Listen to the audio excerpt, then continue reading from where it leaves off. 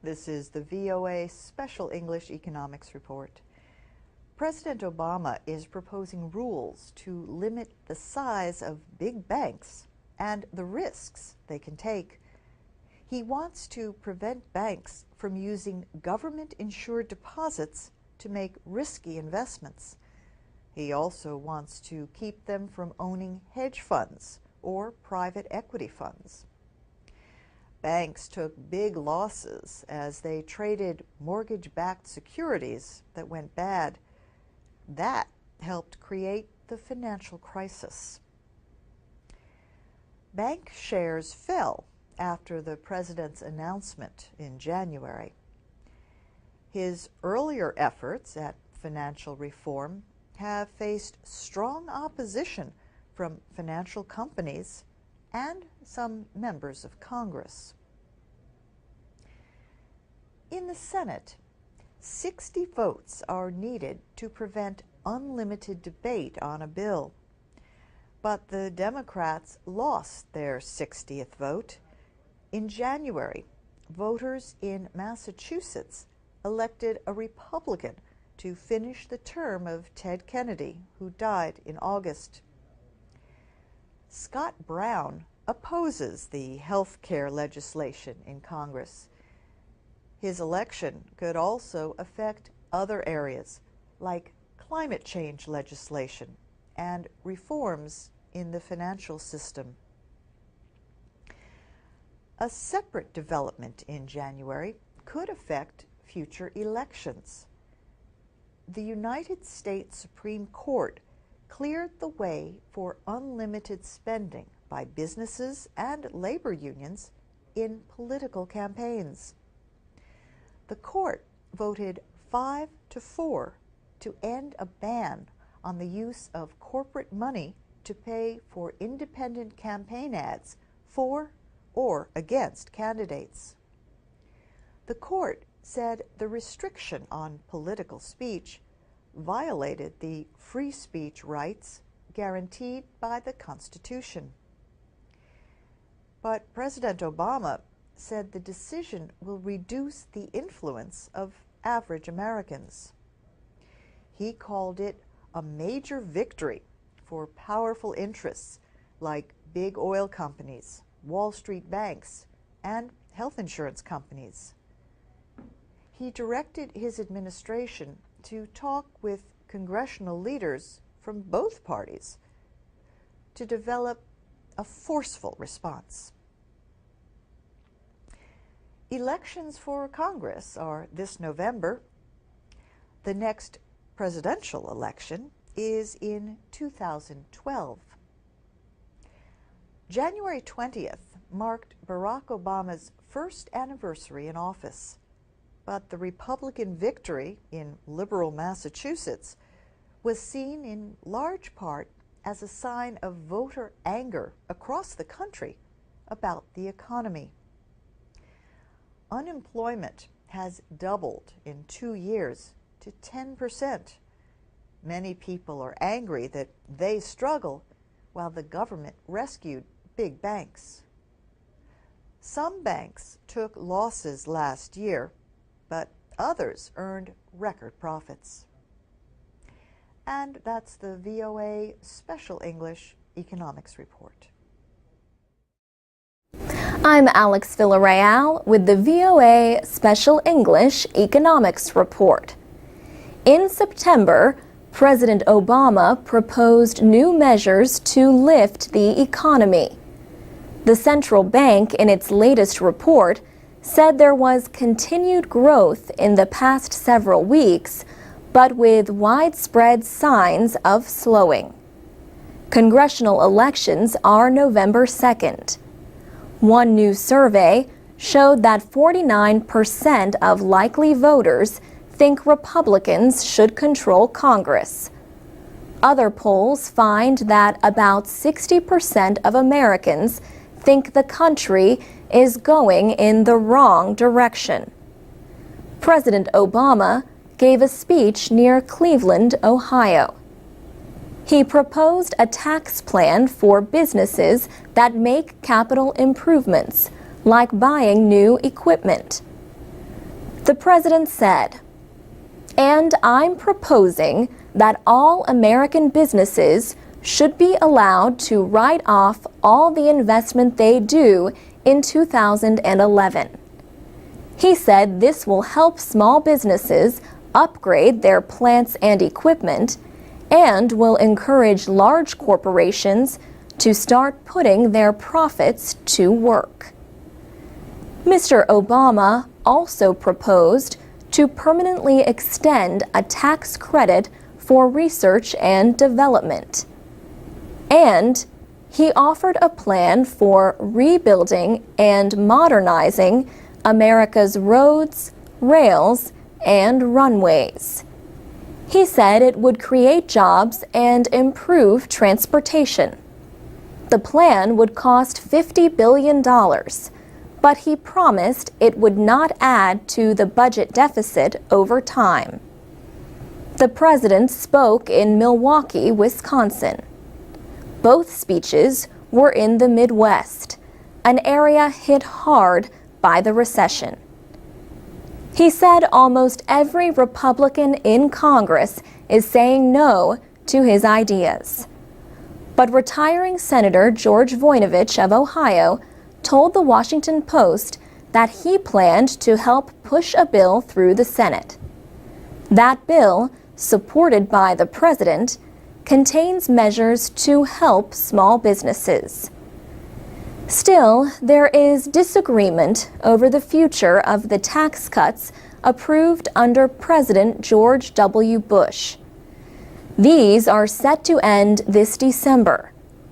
President Obama wants to extend the tax cuts only for families that earn less than $250,000 a year. Republicans oppose ending the tax cuts for higher earners. They say it would hurt small businesses.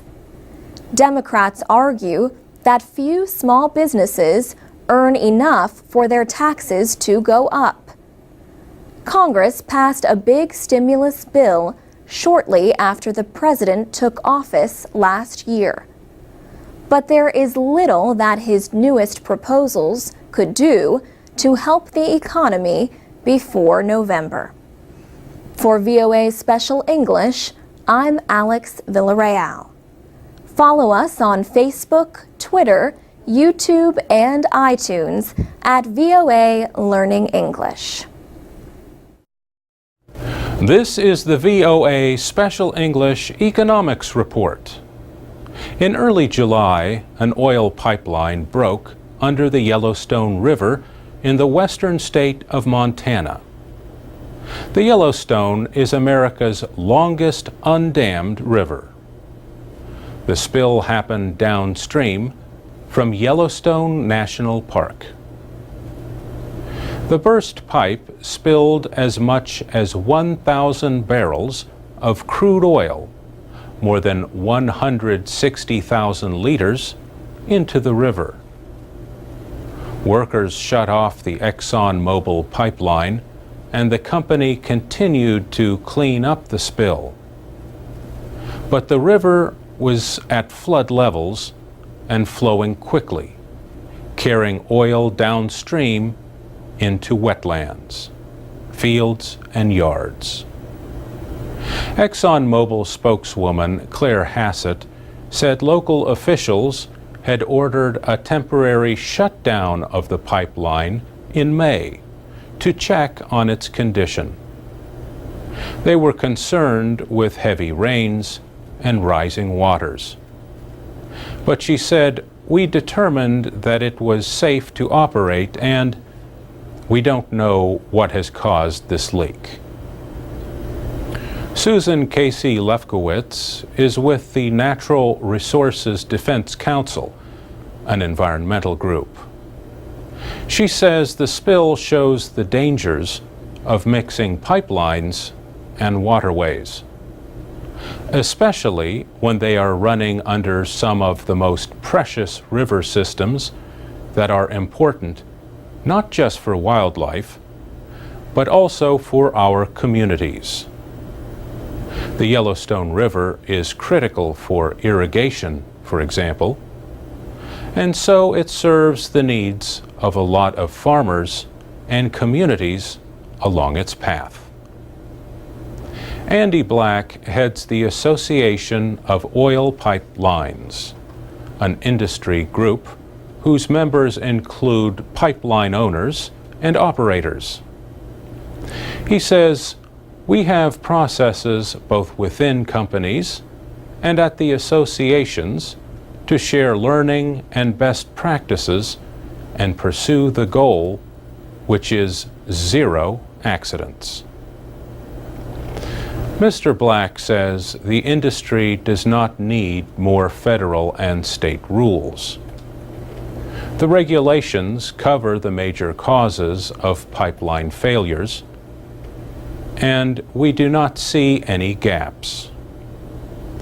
Susan Casey Lefkowitz disagrees.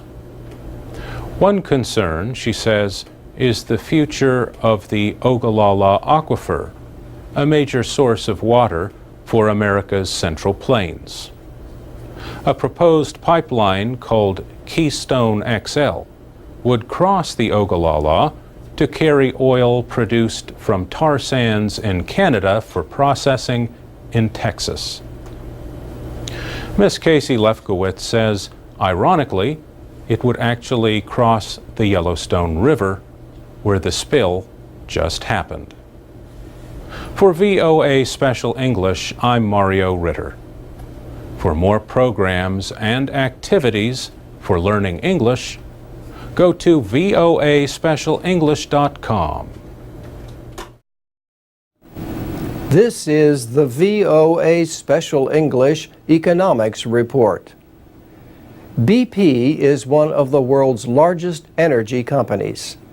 It reported a profit of about $6 billion in the first 3 months of this year. That was more than double compared to a year ago. Now, BP faces growing political pressure over the worst oil spill in American history. Oil has been flowing from its damaged well in the Gulf of Mexico since April. But the company, formerly called British Petroleum, also faces growing financial pressure. Investors fear the long-term costs for cleanup, recovery, and fines.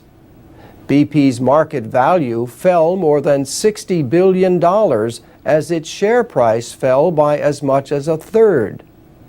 On June 3rd, BP was finally able to cut a damaged pipe at the well using robotic vehicles. The cut was not exactly as hoped, but it was progress. Crews then turned to placing a cap over the pipe, not to stop it, but to direct at least some of the oil to ships on the surface. The leak is about 1,500 meters under the sea. Yet it may not be fully controlled before August. Workers are drilling 2 relief wells in an effort to ease pressure on the damaged well. President Obama returned to the Gulf for his 3rd visit since the disaster began. The Deepwater Horizon, an oil and gas drilling rig, exploded on April 20th. In June, Attorney General Eric Holder announced criminal as well as civil investigations. He said, "The Department of Justice will ensure the American people do not foot the bill for this disaster and that our laws will be enforced as much as possible." By some estimates, the cost of the cleanup could reach $37 billion. The owner of the rig, the Swiss company Transocean, has asked to have its responsibility limited to $27 million. The request is based on a law from 1851, but the Justice Department says that is not enough. The government could also use violations of other federal laws, such as the Clean Water Act, to collect money for the spill. Oil has already reached more than 100 kilometers of coastline in Louisiana, Mississippi, and Alabama, and it threatens the west coast of Florida. Areas of the Gulf have been closed to fishing, but job losses in the fishing industry are not the only worry. The Atlantic hurricane season officially began June 1st. Some people worry that officials could take their land if it becomes polluted by oil in a storm. And that's the VOA Special English Economics Report. This is the VOA Special English Economics Report. In December, the Japanese electronics company Olympus made a public apology. It said company officials hid over $1 billion in losses going back to the 1990s. Olympus said it was investigating and considering legal action against some of its current and former officials. The company's stock lost half of its value between October and December. The problems at Olympus seem to come from thinking more about declaring profits in the short term instead of building real value. This was one of the issues considered by management expert Peter Drucker over his long career. Peter Drucker died in 2005, but many of his ideas remain very meaningful today.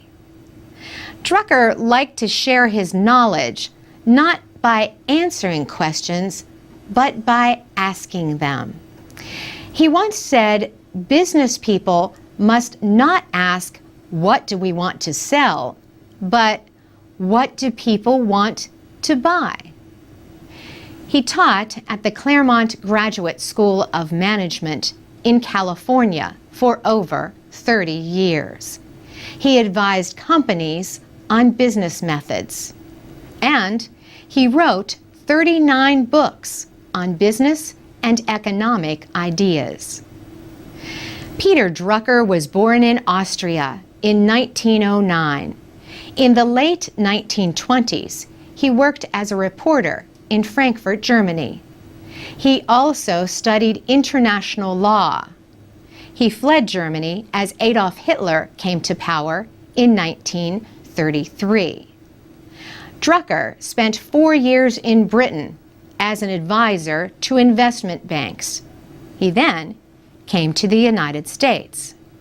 In the 1940s, Drucker argued that the desire for profit was central to business efforts.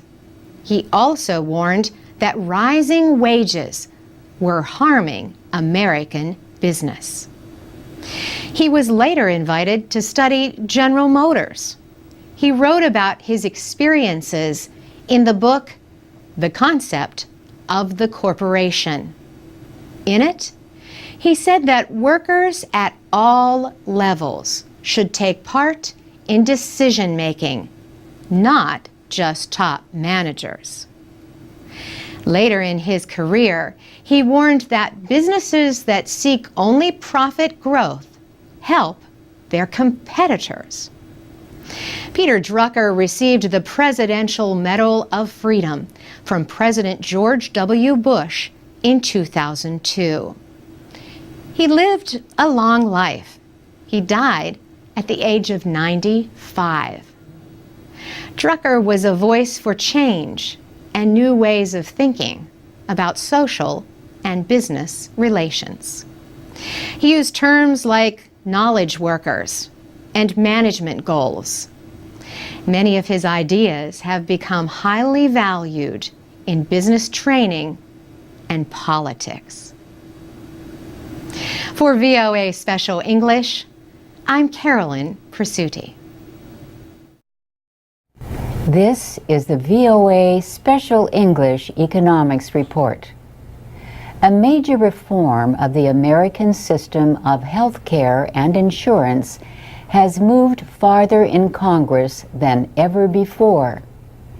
President Obama wants a final bill passed by the end of the year, but a difficult road still lies ahead.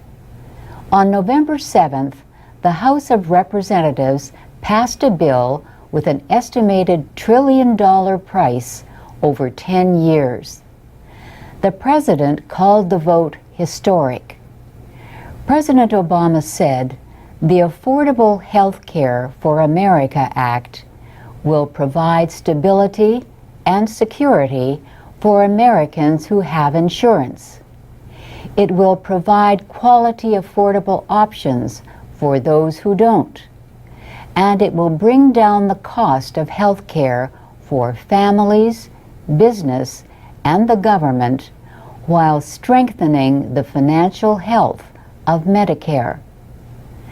But 39 Democrats voted no, and only one Republican, Joseph Cao of Louisiana, voted yes.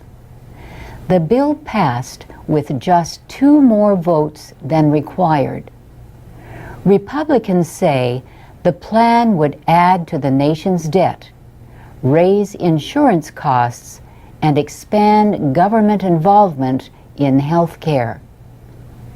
Republican Representative Joe Barton from Texas said, "So there is a choice: bigger government, more mandates, more control, less freedom, or lower costs, more opportunity, more freedom, or more choice.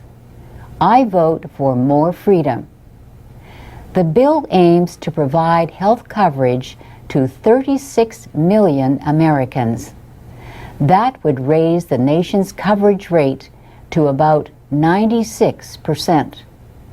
The most disputed part of the bill is a public option for individuals and small businesses. The government would compete with private plans by offering its own insurance, based on payment rates negotiated with providers. The House bill would raise taxes on high earners to help pay for the plan. It would also cut $400 billion from health programs for the retired and poor, money that supporters of the bill say is now being wasted. Most Americans would have to buy insurance or pay a fine. The government would help the needy. All but the smallest businesses would have to offer insurance for their workers or pay a tax. Some small businesses could receive tax credits to help with their costs. Insurance companies could not deny or cancel coverage for people with pre-existing conditions. And the industry would lose its protection from anti-competitive laws. And that's the VOA Special English Economics Report. You can read more about the health care debate at voaspecialenglish.com. This is the VOA Special English Economics Report. Sometimes financial news can be hard to understand. A former official at Goldman Sachs Investment Bank explained what his group did before the financial crisis this way.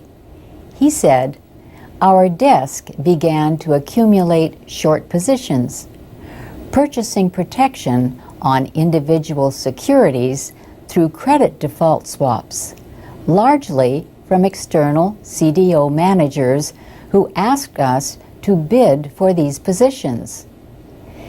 Josh Birnbaum was involved in synthetic CDOs.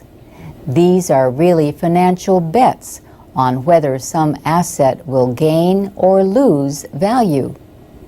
They are at the heart of the government's case against Goldman Sachs for misleading investors. Senator Claire McCaskill described synthetic CDOs during a Senate subcommittee hearing. She said, "Let me just explain in very simple terms what synthetic CDOs are. They are instruments that are created so that people can bet on them. The purpose of language is to communicate information, but it can often hide meaning. Have you ever agreed to the terms of use for a service without reading it all?" Annetta Cheek heads the Center for Plain Language in Silver Spring, Maryland. Her nonprofit group has been working for more understandable language in government and business since 2004. She offers one piece of advice for people who receive long, unclear documents. If you don't understand something, don't sign it. This year, the Center for Plain Language held its first contest for best and worst language use. The best entry receives a Clearmark Award. Confusing language gets a Wondermark Award. One of the Wondermark entries was from the communications company BlackBerry. Annetta Cheek says the terms of use for a BlackBerry are impossible to understand.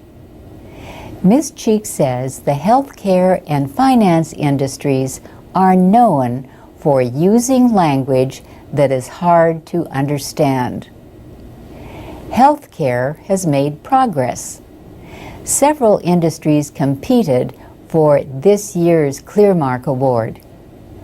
But the financial industry remains a problem. Ms. Cheek says since the 1990s, the Securities and Exchange Commission has tried to get financial companies to give clearer product descriptions. This has helped sales. She says government has to be involved in requiring clear language because the marketplace has not dealt with the problem. And that's the VOA Special English Economics Report. Share your thoughts at voaspecialenglish.com. This is the VOA Special English Economics Report. Heating and cooling equipment are the biggest users of energy in American homes, and homes are responsible for about 1/4 of the nation's total energy use. But there are surprisingly simple ways to deeply cut energy use, its effect on the environment, and its cost. David Peabody and his team at Peabody Architects design passive homes. He says the design of a passive house aims to reduce energy demand to its lowest possible level. Passive houses use no solar, geothermal, or wind energy equipment, but they are extremely energy efficient. Mr. Peabody says passive houses cut heating and cooling costs by about 90%. But what sets his design apart from other green homes is that it looks like any other home.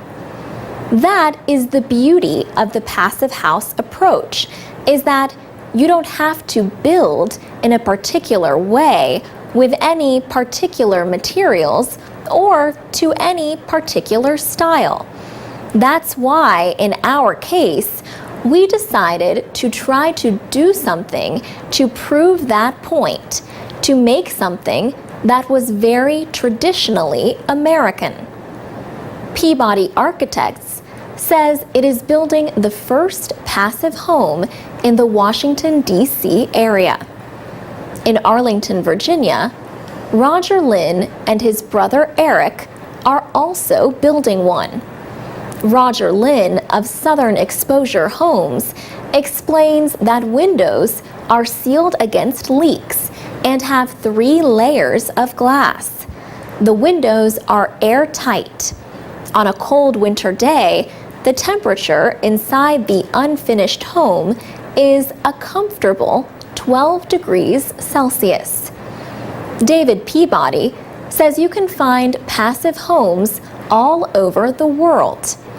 North Africa, for example, has a passive house community designing for very hot, dry climates, and that's a whole other area of exploration for passive house.